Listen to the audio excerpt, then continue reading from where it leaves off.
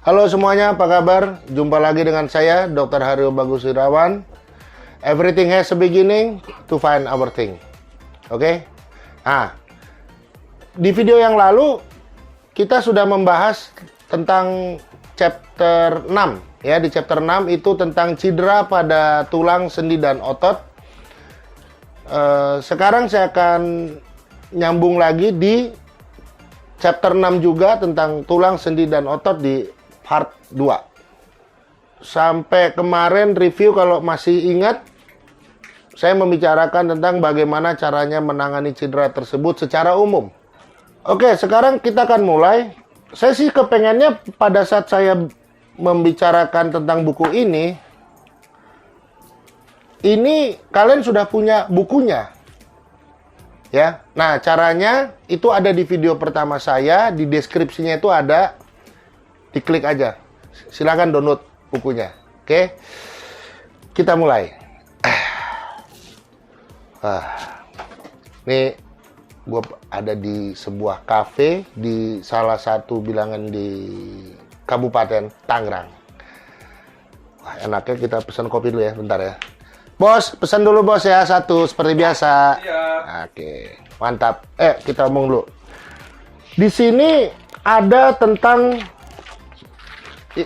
ada yang penting nih. Neck cervical injury. Ya, cedera pada tulang leher. Ya, ada di bagian belakang kepala sini, cedera pada tulang leher. Ini cukup berbahaya karena di tulang leher sini, tulang belakang di tulang leher ini itu ada pusat pernapasan. Sehingga kalau ngalami cederanya di situ bisa mati seketika. Ya. Ini juga kenapa hubungannya dengan ini. Kenapa kita kalau ngendarin mobil ya mesti pakai ini, mesti pakai seat belt. Nah, sebenarnya begini loh, kalau kita nggak pakai seat belt, begitu mobil itu kenceng ya, begitu kita rem mendadak, ini kepala ini akan kesetir ya. Contoh nih, setir, kepala ini kesetir. Karena dia statis, kaku, rigid, maka dia akan memantulkan kepala kita ke belakang. Ya. Jadi begitu kena ini, langsung ke belakang, secara paksa kencang karena dari kecepatan tinggi kan. Biasanya itu kecepatan udah di atas 120, 150. Tulang leher nih jadinya cedera. Dengan pakai seat belt, kepala kita ditahan supaya nggak mentok ke setir ini. Ya, itu sedikit cerita alasannya kenapa nyetir ya mesti pakai seat belt. Oke, sekarang bagaimana sih kamu bisa tahu kalau misalnya di leher tuh ada cedera? Ya gampang. Ini ada orang nih jatuh, cedera kan dia kan, cedera. Itu saya udah bahas di video yang lalu. Coba deh, taunya ada cedera kepala atau enggak gimana? Lihat di atas batas bahu ini, dari sini ke sini ada luka atau enggak? Kalau ada luka, ya anggap saja belakang ini cedera. Ada patah, retak, dislokasi sedikit dan lain sebagainya. Nah, terus fungsinya apa? Anda tahu belakang ini ada cedera. Fungsinya adalah supaya pada saat kamu ngangkat itu pasien dikasih kolar. Tahu kolar kayak apa? Ini ada gambar ini. Nah, ini kolar. Ya. Contohnya seperti ini ntar. Nanti si kolar itu dipakai di sini baru Anda angkat. Bagaimana cara mengangkatnya itu ada di chapter 1 tapi nggak saya bahas, di bukunya ada. Ya, cara mengangkat korban. Apa yang harus dilakukan? Nah, sebenarnya kalau udah ngomongin masalah injury pada leher ini, ya, Anda ini harus menggunakan atau menghitung GCS-nya juga. Bagaimana cara ngitung GCS-nya? Mohon maaf, di channel saya belum ada, karena saya memang belum buat ke arah situ. Tapi kalau Anda mau tahu bagaimana cara melakukan pemeriksaan GCS, ketik aja di channel lain, ketik keywordnya itu pemeriksaan Glasgow Coma Scale atau pemeriksaan GCS. Dan itu nanti akan muncul semua video dalam berbagai bahasa. Lalu permasalahannya sekarang adalah bagaimana cara merawat si pasien itu. Tentunya setelah kejadian itu Anda harus memberikan laporan atau mencari saran medis. Nah, di sini ada yang mau saya tekankan pada saat pemakaian kolar. Ya. Pada saat pemakaian kolar. Kapan kolar itu boleh dilepaskan? Kolar boleh dilepaskan pada saat satu, si pasiennya sudah tidak merasa sakit lagi. Yang kedua, coba dites pasiennya, suruh menoleh ke kanan 45 derajat, ke kiri 45 derajat. Ada sakit nggak di sini? Kalau begini dia nggak sakit, berarti itu kolar aman untuk dilepas, nggak apa-apa. Ya, karena mungkin dia cederanya juga nggak gitu parah, nggak jatuh dari ketinggian lebih dari 4 meter dan lain sebagainya. Nah, bagaimana pada saat mengevakuasi? Pada saat mengevakuasi, kalau misalnya si pasien itu dia nggak mau dilepas kolarnya, jangan kamu lepas. Jangan kamu lepas. Jadi memang kalian harus korban satu kolar untuk dibawa gitu loh. Hilang-hilangan lah udah. Ya, jadi sebaiknya sediakan di kapal itu lebih dari satu buah kolar. Ada yang harus kamu lakukan adalah bagaimana caranya kamu mengurangi rasa sakit atau nyeri. Karena ini kan pakai kolar. Ya, nggak mungkin kamu kompres karena terhalang kolar. Kalau di sini obat standarnya adalah ibuprofen 400 mg. Standarnya. Tapi saya bilang di video lalu, kalau dia nggak cukup juga dengan ibuprofen, ganti tramadol. Tramadol nggak bisa, diganti paling terakhir adalah morfin. Tapi biasanya orang seperti itu nggak butuh morfin. Paling kenceng tramadol. Nah, kalau di buku ini, tramadol itu 50-100 mg sehari 3 kali. Ketinggian kalau menurut saya. Karena saya baca di beberapa buku, di literatur, ya. Untuk orang Indonesia itu biasanya memakai tramadol 50 mg 2 kali sehari. Ya, sehari makan sehari makan 2 kali, 1 kali makan 1 tablet yang 50 mg. Gitu. Jadi maksimal per hari adalah 150 mg walaupun di buku ini diperbolehkan 300 mg, tapi mohon maaf saya tidak sarankan itu. Ya, itu saja sebenarnya untuk cedera leher tuh seperti itu. Nah, di buku ini juga diajarkan bagaimana caranya how to assess a knee injury. Bagaimana caranya mengakses cedera lutut. Maksudnya menilai kalau ada cedera lutut tuh sampai seberapa parah. Ada yang namanya tanpa cedera, cedera ringan, cedera sedang, dan cedera berat. Oke, sekarang ada pasien terjatuh, lututnya cedera. Caranya kita tahu ini lutut nih cedera apa enggak, gimana? Gampang. Yang pertama, suruh dia jalan. Bisa. Oke? Suruh dia jongkok. Bisa. Suruh dia jalan sambil jongkok. Bisa. Berarti dia cedera di kulitnya aja, ibaratnya sebatas permukaan kulit aja, tanpa cedera yang serius. Atau knee injury yang tingkat pertama tanpa cedera. Lalu berikutnya, dia dibilang nih di sini, dia jalan bisa, dia jongkok bisa, tapi jalan sambil jongkok dia tidak bisa. Ini adalah cedera lutut ringan, ya.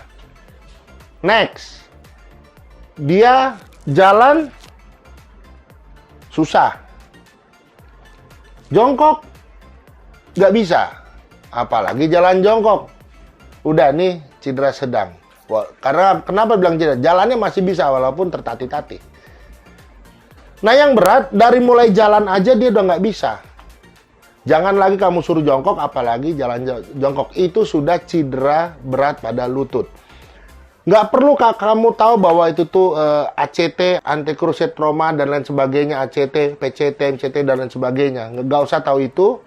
Tapi yang jelas, kamu harus tahu ini nih tanpa cedera, ringan, sedang, berat. Seperti yang saya sudah bilang dari yang video-video saya sebelumnya, gitu loh. Ya, jadi Anda di sini hanya diajarkan untuk memberikan pertolongan pertama ataupun perawatan pertama, tetapi tidak bertanggung jawab terhadap kesembuhan atau kepulihan si pasien, karena itu adalah tanggung jawabnya tenaga medis, ya.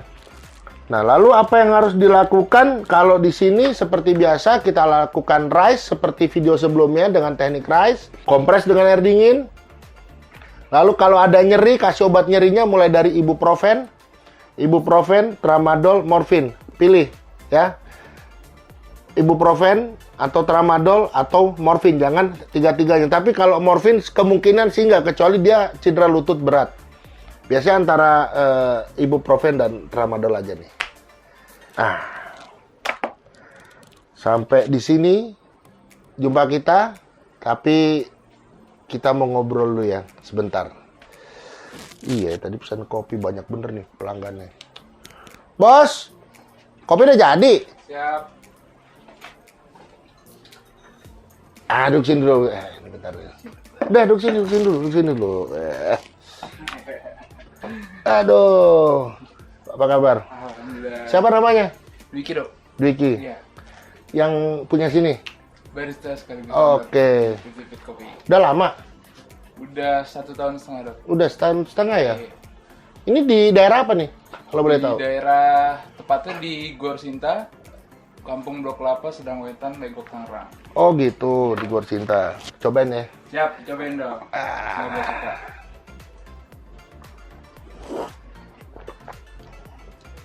Enak sih. Enak. Gue seneng nih kopi kayak gini nih. Ya. Tapi ngomong-ngomong, lu tahu nggak nih manfaat kopi? Nah, itu dia yang mau ditanyain. Teman-teman customer, pelaku kopi, mungkin banyak yang belum tahu nih manfaat kopi itu sebenarnya apa aja sih, Dok? Jadi sekalian edukasi buat teman-teman, manfaat kopi itu seperti apa? Apakah baik buat tubuh? Oke, kalau kopi ya, terus terang, saya pernah baca, jadi kopi ini kan isinya kafein, tahu kan? Dulu saya pernah belajar gini. Salah satunya begini dah, kenapa kopi kok bisa bikin nggak ngantuk sih? Betul. Gitu loh. Manusia ini kerja, entah apapun, kayak kamu barista atau kamu jalan, lari, itu kan kamu lakukan kerja kan? Nah, setelah melakukan kerja, tubuh itu menghasilkan apa yang namanya adenosin. Sehingga kalau muncul adenosin, muncullah perasaan lelah. Ya. Iya, siap. Nah, si kafein ini dia ngeblok adenosin. Jadi itulah kenapa makanya nggak bisa bukan nggak bisa, menunda ngantuk dan membooster supaya kita tuh lebih konsentrasi lagi, gitu loh. Itu sih salah satunya, ya. Dan saya juga pernah baca, kopi ini memang bagus kok untuk dikonsumsi, karena kamu tahu nggak, dia tuh bisa menurunkan risiko penyakit jantung, menurunkan risiko penyakit diabetes, bisa menghancurkan lemak, dan lain sebagainya. Nah, khusus yang menghancurkan lemak ini, saya baca di beberapa literatur, minum kopinya, tapi setelah olahraga. Penghancuran lemaknya itu bisa mencapai 13%. Gitu loh. Kalau yang nggak baiknya itu, teman-temannya si kopi. Nah, makanya... Seperti apa tuh, Dok? Nah, ini kan gue pesan kopi pahit nih. Murni kopi ya? Dan kopi enak. Tapi sehari juga kita nggak boleh banyak-banyak. Karena semua sih ada aturannya ya. Ada batasannya, begitu loh. Kopi ini kalau kamu baca ya, itu satu hari itu hanya 200 sampai 400 gram. Per hari? Per hari. Ya. Jadi sekitar 200 sampai 400 gram, iya, per hari. Per hari. Jadi satu hari paling banyak juga 3 sampai 4 cangkir gitulah. 3 sampai 4 cangkir. Tapi itu kopi aja ya. Kopi aja. Nah, saya bilang tadi yang nggak baik siapa? Teman-temannya kan? Teman-temannya. Kan ada gula. Ada gula, ada krim, krimer, ada susu, susu, belum gorengan. belum Gorengan ya nggak? Ah. makanan sampingannya. Iya, habis itu apa? Belum rokoknya. Belum rokok ya. Lah, ya kan? Nanti kalau ada apa-apa yang disalahin, kopi. Kopinya. Padahal temen-temennya nih yang berbuat nih. Benar. Itu loh. Kira-kira sih gitulah. Waduh. Iyalah, semoga makin sukses. Siap. Makasih ini udah numpang di sini, ya kan? Dok. Oke. Nah, ada Instagramnya nggak? Oh ya, Instagram 50fit itu ada di @50fitid. 50fit ID. Oke. Nanti kalau mau lihat Instagramnya ada di bawah, bukan di sini, udah ada di bawah situ tuh, deskripsi. Nanti Ya. diedit. Ya, ada di bawah di deskripsi. Oke, Bruce Wold. Ngomong-ngomong, lu tahu nggak Bruce Wold apaan? Oh betul dok. Bruce Wold tuh gua ngarang-ngarang aja panggilan buat mereka yang nonton gua. Wih, mantap. Bruce Wold itu artinya Brur and Sis, semuanya penghuni bumi. Wah, kepanjangan ya? Ada kepanjangan sih, maksa sih biasanya sih, nggak apa-apa. Bodoh amat. Maksa, cuman maksa gituan doang. Iya kan? Oke, semuanya, akhir kata, terima kasih. Wassalamualaikum warahmatullahi wabarakatuh. Mwah, out. Oke, thank you bro. Ngopi dulu, boy. Ntar dulu, jangan dimatiin dong, sayang. Nomor 1.